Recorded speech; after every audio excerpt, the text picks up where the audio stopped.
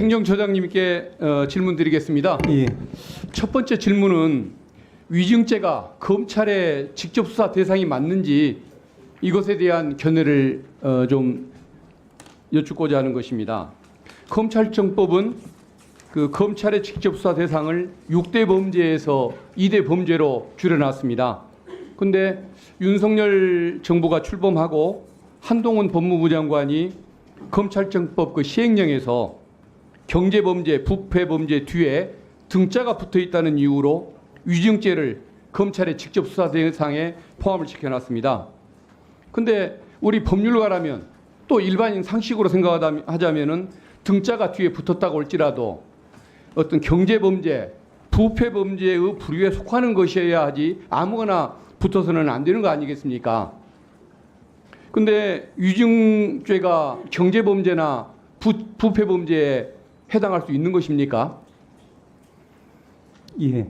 위원님 말씀하신 것처럼 이제 검경 수사권 조정에 따라서 검찰에서 수사할 수 있는 범위에 관한 규정의 해석 문제, 특히 등에 관한 해석 문제에 대해서는 법률가들 사이에도 많은 이제 논란이 벌어지고 있는 것으로 알고 있습니다.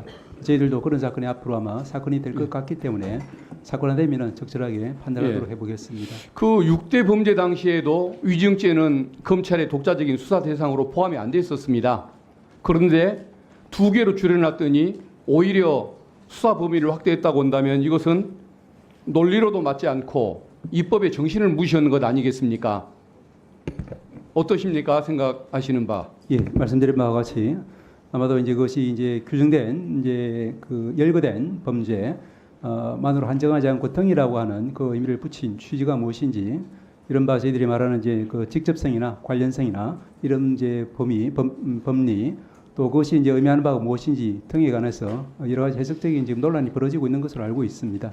예, 위원님 말씀하신 취지는 충분히 이해하겠습니다. 예, 알겠습니다. 결국은 윤 정부의 해석대로라고 한다면은 절도범죄, 재산상 이익이 생기니까 경제범죄고, 음주운전도 대리비를 아끼려고 음주운전을 했으니까 그것도 경제범죄가 될 수 있고, 성범죄는 인격이 부패해서 생긴 문제니까 이것도 검찰의 수사 대상이 될 수 있다는 그런 결과가 되는 것 같습니다. 결국은 검찰이 마음먹으면 법에 뭘 규정했든지 마음대로 모든 것을 수사 대상으로 삼을 수 있다라고 이렇게 해석하는 결과가 될 것이기 때문에 이 부분은 모법인 검찰청법을 어기는 결과가 된다고 보고, 그래서 이것은 법원에서 정말 신중하게 관심을 갖고 좀 그 위법한 그 시행령에 따른 수사가 이루어지지 않도록 관심을 가져주시면 고맙겠습니다.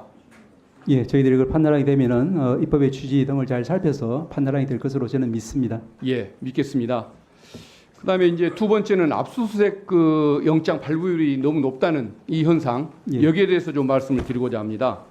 최근 5년간 그 법원의 압수수색 영장 발부율을 보면은 전부 검찰이 신청한 대로 발부해 준 경우가 90 내지 91%입니다.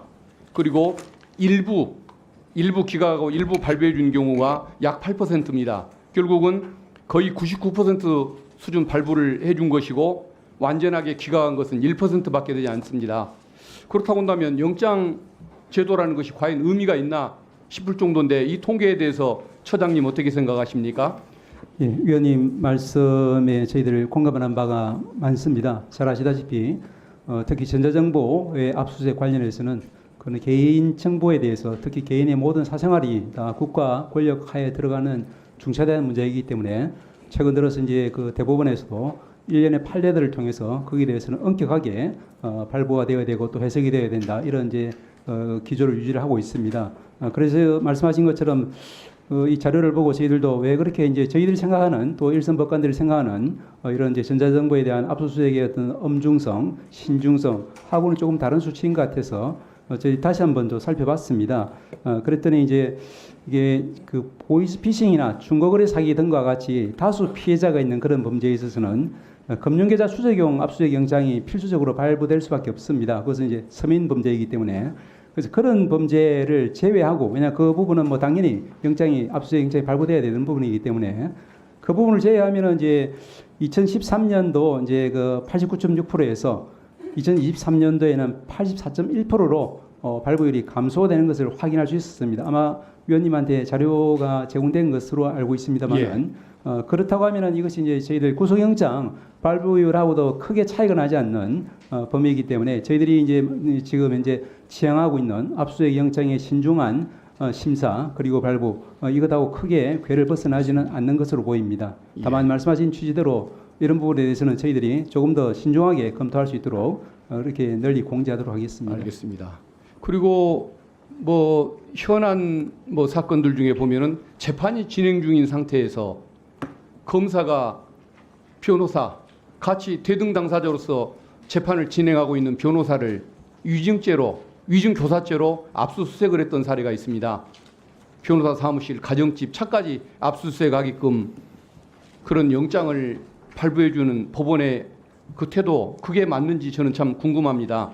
이것은 그야말로 어떤 그 공정한 재판, 대등한 위치에서 함께 재판을 받을 수 있는 그런 위치, 그 입장을 부정해버리는 결과 아니겠습니까? 이것도 또 대한변협에서 항의를 했던 사례 중에 하나인 걸로 알고 있는데 이 부분에 대한 생각도 좀 한번 밝혀주시면 고맙겠습니다. 예, 위원님 잘 아시다시피 이제 변호인 의뢰인 특권에 의해서 그런 부분에 대해서 이제 그 압수를 할 수 있는지 또 증거로 쓸 수 있는지에 대해서는 이제 대법원에서도 이제 치열하게 검토가 되어서 그 부분이 이제 헌법상으로 보장되는 권리까지는 아니기 때문에 입법적인 조치가 필요하다는 그런 입장을 취한 것으로 알고 있습니다.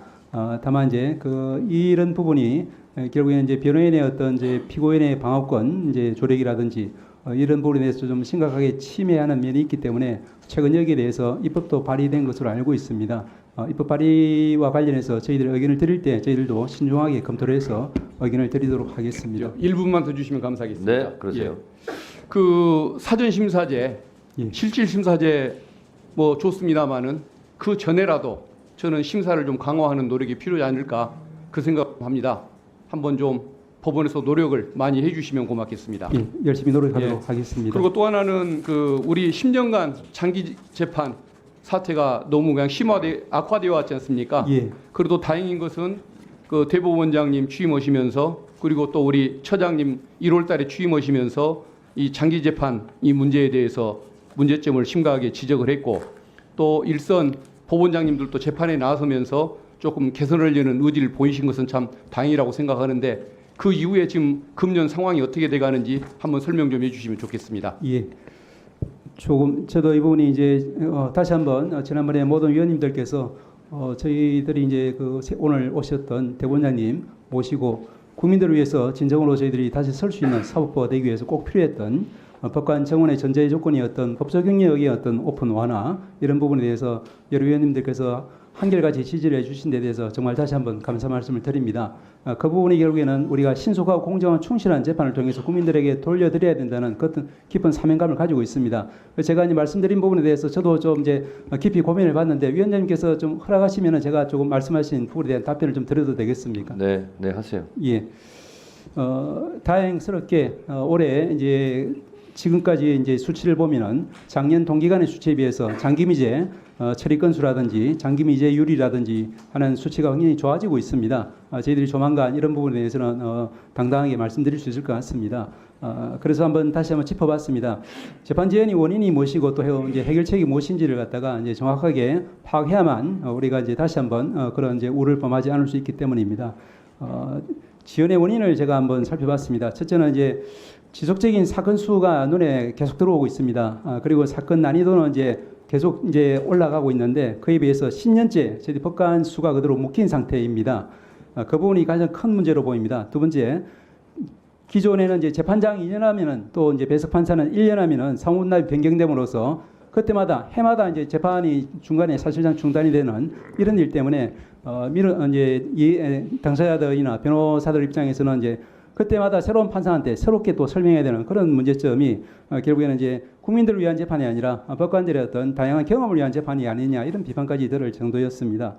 그리고 또 중요한 문제가 디스커버리 제도가 도입되지 않음으로 인해서 증거 편제 현상, 특히 대기업이라든지 이렇게 이제 그런 증거를 확보하는 과정에서 많은 이제 증거 확보를 위한 시간이 필요했고 그에 따른 소요 문제라든지 특히 의료를 비롯한 이런 감정 문제가 굉장히 좀 난맥상을 보여가지고 여러 가지 재판 지연에 큰 원인을 제공했던 것 같습니다. 그리고 또 중요한 부분이 아시다시피 법관들이 전국 단위로 전보 인사를 다니다 보니까 생활 불안정, 그리고 처우가 미흡하고 또 업무가 많고 이러다 보니까 경륜과 실력을 갖춘 법관들이 대거 이제 사직하는 그런 현상이 계속 증가해 왔습니다. 그리고 이제 워라밸과 육아를 중시하는 사회 흐름에 젊은 법조계에 유입이 됐고 그 부분은 저희들도 피해갈 수 없었던 그런 원인이 있었던 것 같습니다. 이런 부분이 이제 제가 검토해 본 원인이었던 것 같습니다. 그리고 이걸 해결하기 위해서 이제 그 지난 우리 대법원장님 시절에는 이제 단독 판사로 이 사무관을 좀 확대한다든지 또 대등재판부를 도입한다든지 이런 이제 여러 가지 노력을 했습니다.